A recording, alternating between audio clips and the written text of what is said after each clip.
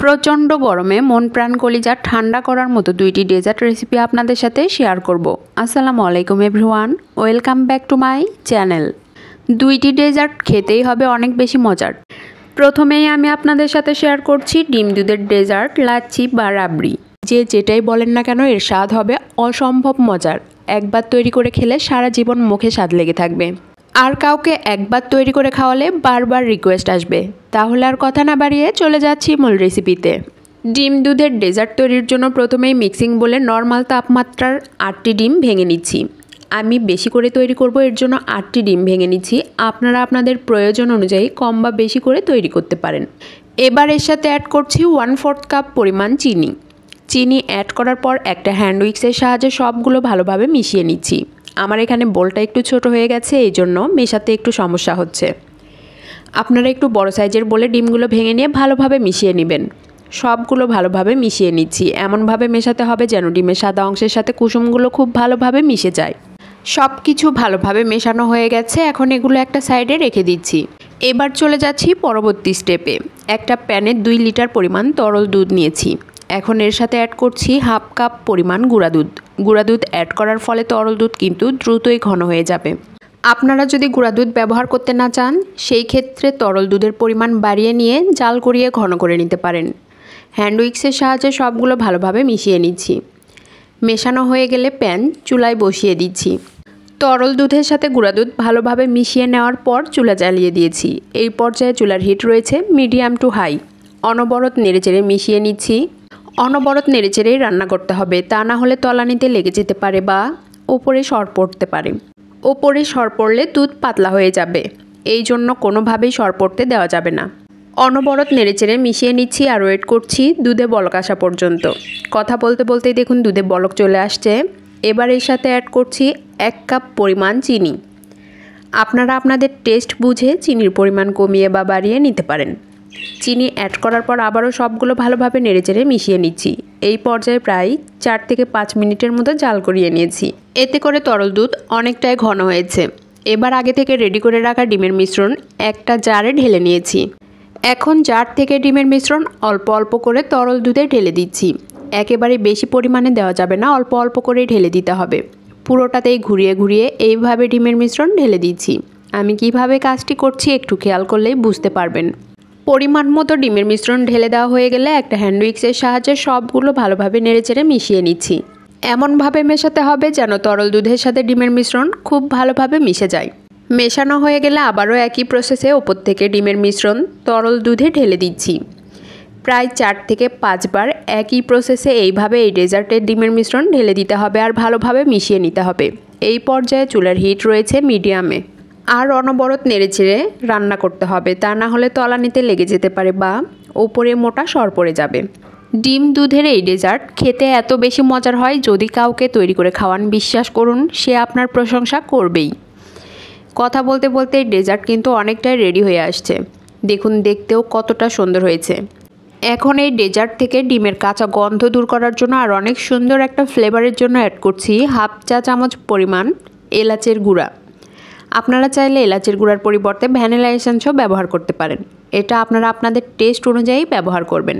সামান্য লবণ, যে কোনো মিষ্টি খাবারে সামান্য লবণ দিলে খাবারে ব্যালেন্স হয়, তবে যারা পছন্দ করেন না তারা বাদ দিতে পারেন। এখন সবগুলো আবারও ভালোভাবে নেড়েচেড়ে মিশিয়ে নিচ্ছি। তবে আমার কাছে ডিম দুধের এই ডেজার্টে এলাচের গুঁড়ার ফ্লেভারটাই বেশি ভালো লাগে। এই ডেজার্ট দেখতে যতটা সুন্দর, খেতে তার চেয়েও অনেক বেশি মজার। আপনারা বাসায় অবশ্যই একবারের জন্য হলেও ট্রাই করবেন।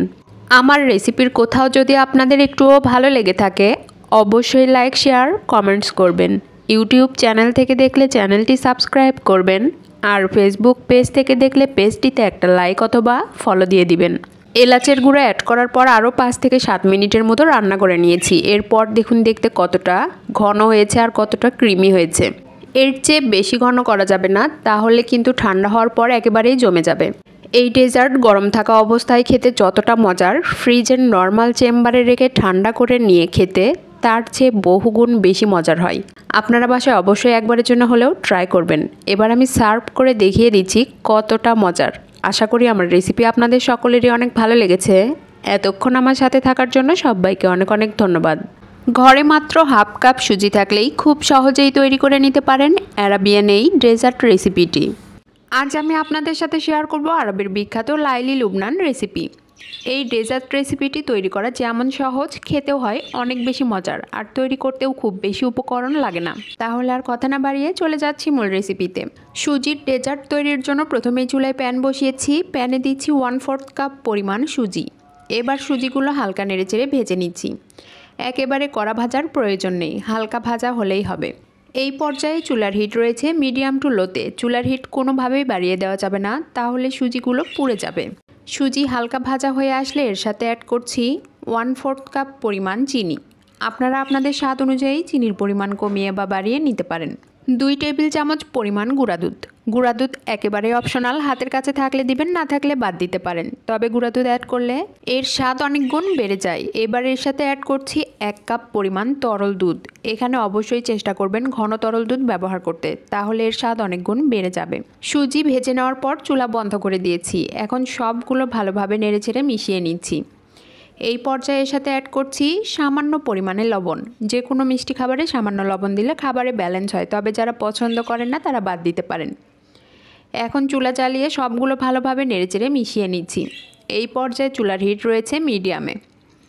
অনবরত নেড়েচেড়ে মেশাতে হবে। বলক আসা মাত্রই কিন্তু এই মিশ্রণ দ্রুতই ঘন হয়ে যাবে। সুজির এই মিশ্রণ অনবরত নেড়েচেড়ে মিশাতে হবে, তা না হলে দলা পেকে যেতে পারে বা তলানিতে লেগে যেতে পারে। বারবার নেড়েচেড়ে মেশাতে মেশাতে দেখুন মিশ্রণ কিন্তু দ্রুতই ঘন হয়ে আসছে। মেশানোর পরে এই মিশ্রণের টেক্সচার ঠিক কেমন হয়েছে আমি আপনাদের দেখিয়ে দিচ্ছি। দেখুন অনেকটাই ঘন হয়েছে।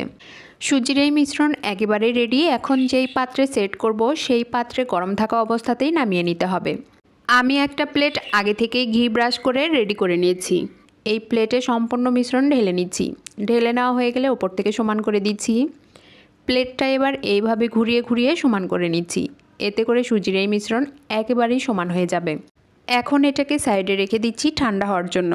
এবার একটা শিরা তৈরি করে নেব। এর জন্য চুলায় একটি প্যান বসিয়েছি। প্যানে দিচ্ছি 3 টেবিল চামচ পরিমাণ চিনি, সাথে দিচ্ছি 3 টেবিল চামচ পরিমাণ পানি। সুন্দর একটা ফ্লেভারের জন্য অ্যাড করছি 1/4 চা চামচ পরিমাণ গোলাপ জল। আপনাদের হাতের কাছে যদি গোলাপ জল না থাকে তাহলে 2টা এলাচ থেতো করে দিয়ে দিতে পারেন। কথা বলতে বলতেই বলক চলে এসেছে। এই শিরা খুব বেশি জাল করে ঘন করার প্রয়োজন নেই। 1 মিনিটের মতো জাল করে চুলা বন্ধ করে দিয়েছি। শিরা সাইডে রেখে দিচ্ছি। এবার একটা মিক্সিং বলে নিচ্ছি 1/3 কাপ পরিমাণ ট্রপিক্যালি হুইপড ক্রিম।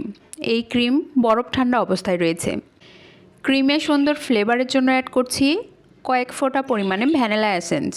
এটা একেবারেই অপশনাল, আপনাদের হাতের কাছে থাকলে দিবেন, না থাকলে বাদ দিতে পারেন। এখন একটা ইলেকট্রিক বিটারের সাহায্যে বিট করে নিচ্ছি প্রায় 3 থেকে 4 মিনিটের মতো। এই পর্যায়ে বিটারের স্পিড 2-এ রেখেই বিট করে নিচ্ছি। 3 থেকে 4 মিনিট বিট করার পরে এর টেক্সচার ঠিক কেমন হবে আমি আপনাদের দেখিয়ে দিব। মাত্র 3 থেকে 4 মিনিটের মধ্যেই কিন্তু খুব সহজেই এই ক্রিম রেডি করে নেওয়া যায়। আপনাদের হাতের কাছে যদি ইলেকট্রিক বিটার না থাকে সেই ক্ষেত্রে হ্যান্ড উইক্সের সাহায্যেও এই কাজটি করতে পারেন। ক্রিমের টেক্সচার ঠিক কেমন হয়েছে আমি আপনাদের দেখিয়ে দিচ্ছি। দেখুন স্প্যাচুলা থেকে সহজে কিন্তু নিচে পড়ছে না।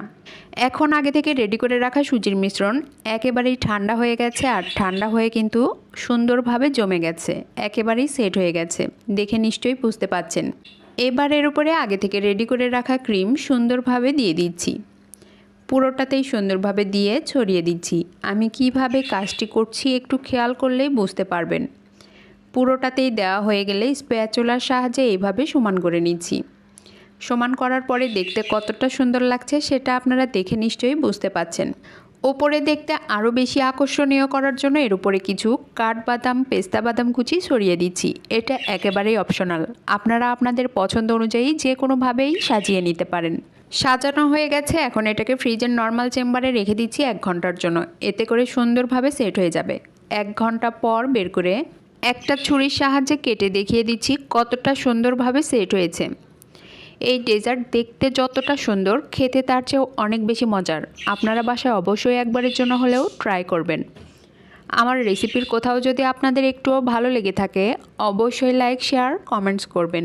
ইউটিউব চ্যানেল থেকে দেখলে চ্যানেলটি সাবস্ক্রাইব করবেন, আর ফেসবুক পেজ থেকে দেখলে পেজটিতে একটা লাইক অথবা ফলো দিয়ে দিবেন। এখন কেটে দেখিয়ে দিচ্ছি কতটা মজার হয়েছে। বাসায় একবার তৈরি না করলে মিস করবেন।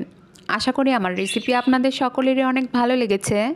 এতক্ষণ আমার সাথে থাকার জন্য সবাইকে অনেক অনেক ধন্যবাদ। আসসালামু আলাইকুম, আল্লাহ হাফেজ।